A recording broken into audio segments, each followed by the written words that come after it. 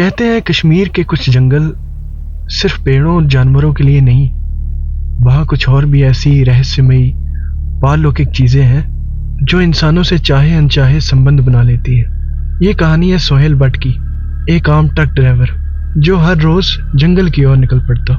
उसके घर में उसकी बीवी जिसका नाम साहिरा था और 2 बेटे थे। आज भी सोहेल रोज की तरह अपने काम के लिए जा रहा था। तभी उसकी बीवी ने उसे आवाज लगाई, सोहेल जरा सुनो तो। सोहेल ने कहा, हाँ क्या हुआ, कुछ लेते हुए आना है? तो साहिरा ने कहा, नहीं बस तुम खुद जल्दी घर वापस आ जाना। सोहेल ने कहा, घर तो मैं हमेशा जल्दी ही आता हूँ, अगर तुम कहो तो आज नहीं जाता। तो साहिरा कुछ ना कहते हुए शर्मा कर अंदर चली गई और सोहेल भी घर से निकल पड़ा और लगभग थोड़ा सफर तय करने के बाद वो जंगल पहुंच गया और अपना लोडिंग का काम शुरू करने लगा। काम करते करते दिन यूं गुजरा कि शाम भी आ पहुंची और पता भी ना चला। और अचानक सोहेल ने टाइम देखा तो पता चला 6 बज चुके थे। ऐसा लग रहा था कि आज दिन बहुत तेजी से गुजरा हो। तो सोहेल ने मजदूरों से कहा, चलो आज का काम यही खत्म करो। तो मजदूरों ने कहा, जी मालिक बस थोड़ा सा वक्त और लगेगा। और तभी अचानक से जंगल में एक सन्नाटा सा छा गया। सभी पक्षी और जानवरों की आवाज जो दूर दूर से सुनाई दे रही थी वो भी आना बंद हो गई। पूरे जंगल में खामोशी हो गई और सोहेल सोचने लगा, ये अचानक से सब शांत कैसे हो गया। और इतने में सोहेल को कुछ दूर से एक आवाज सुनाई देने लगी, जैसे उसे कोई उसी के नाम से पुकार रहा हो।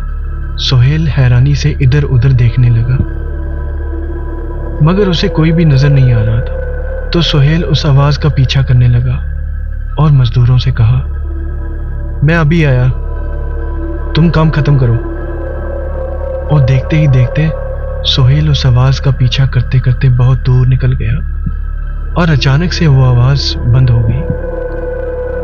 तो सोहेल ने अपने आसपास देखा तो वो एक ऐसी जगह पहुंच चुका था जहां से बाहर निकलने का रास्ता ढूंढ पाना बड़ा ही मुश्किल था।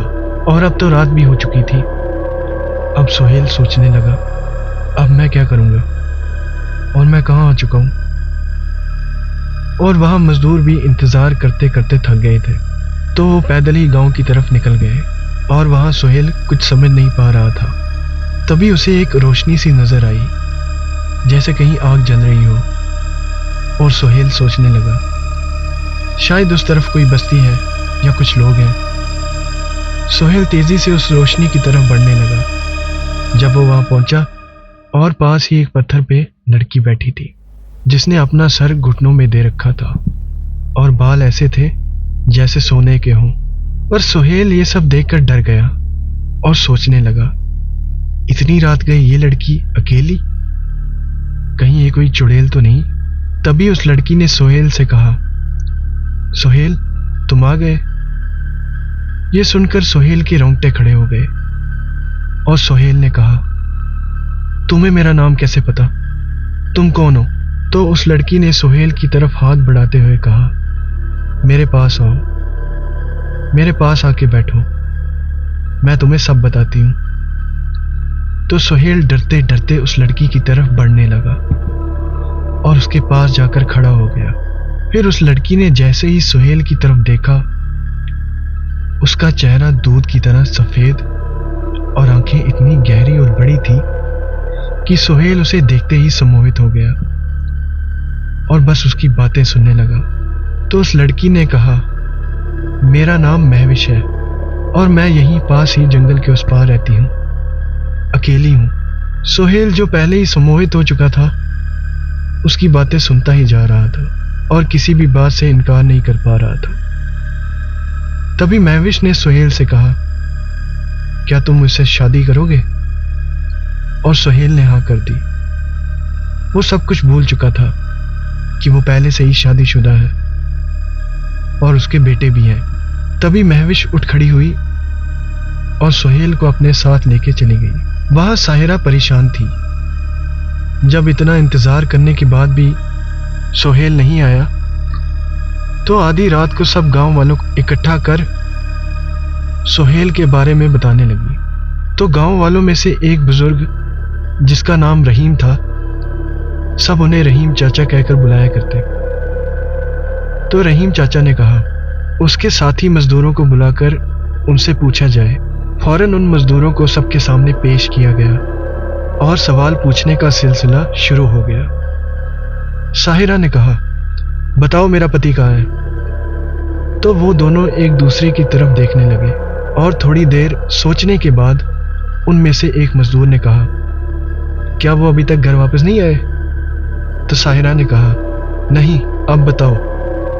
तो मजदूर ने कहा, हमें नहीं पता, उन्होंने हमें इंतजार करने को बोला और वहां से गायब हो गए। जब बहुत देर बाद भी वो वापस ना आए तो हम पैदल ही वहां से निकल आए। और रहीम चाचा ने कहा, अगर ऐसा था तो तुम लोगों ने किसी को बताया क्यों नहीं? और अब गांव में से कुछ लोगों को साथ लेकर उस जगह जाओ और सुहेल को ढूंढो। तभी गांव में से कुछ 6 लोग उनके साथ उसी जंगल में गए। जब वो वहां पहुंचे, उन्होंने देखा ट्रक अपनी जगह खड़ा था, पर आसपास कोई भी नहीं था।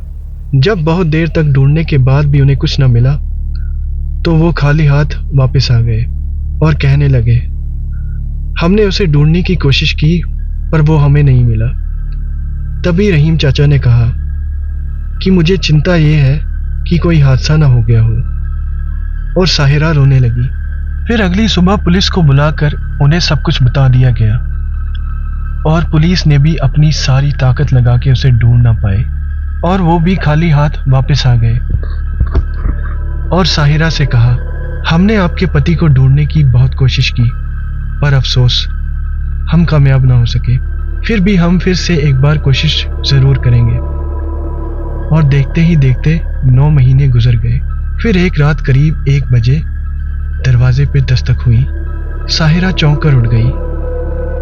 पहले तो वो घबरा गई और सोचने लगी, इतनी रात को कौन हो सकता है? पर सुहेल की वापस आने की उम्मीद ने उसमें फिर से हिम्मत भर दी और वो दरवाजा खोलने चली गई। जैसे ही उसने दरवाजा खोला तो उसकी चीखें निकल गई। उसने देखा एक साया खड़ा था जो पूरी तरह बालों से गिरा हुआ था और उसके नाखून बहुत बड़े बड़े थे। और फिर उस साये ने बोलना शुरू किया, घबराओ मत, मैं सुहेल हूं। तो साहिरा ने कहा, क्या सुहेल? नहीं, तुम सुहेल नहीं हो सकते, चले जाओ यहां से। तो सुहेल ने कहा, हाँ मैं चला जाऊंगा, पर तुम्हें यह कहने आया था कि मेरी उम्मीद छोड़ दो और मेरे बच्चे का और अपना ख्याल रखो। मैं जहां भी हूं, जैसा भी हूं, बहुत खुश हूं। तो साहिरा ने कहा, क्या तुम कैसी बातें कर रहे हो? और सुहेल ने हवा में अपना हाथ उठाया और साहिरा बेहोश होकर नीचे गिर गई और सुहेल वहां से चला गया। जब साहिरा होश में आई तो सुबह हो चुकी थी, सुहेल जा चुका था। तभी साहिरा को सब याद आया और वो रोने लगी। और ऐसे ही कुछ महीने बीत गए और धीरे धीरे सब वो किस्सा भूल गए। तो दोस्तों, ये थी मेरी आज की कहानी। उम्मीद है आप सबको पसंद आएगी। अगर आपको पसंद आई है तो मेरे चैनल को जो है लाइक करो, सब्सक्राइब करो, सपोर्ट करो। सपोर्ट की बहुत ज़्यादा ज़रूरत है। Thank you.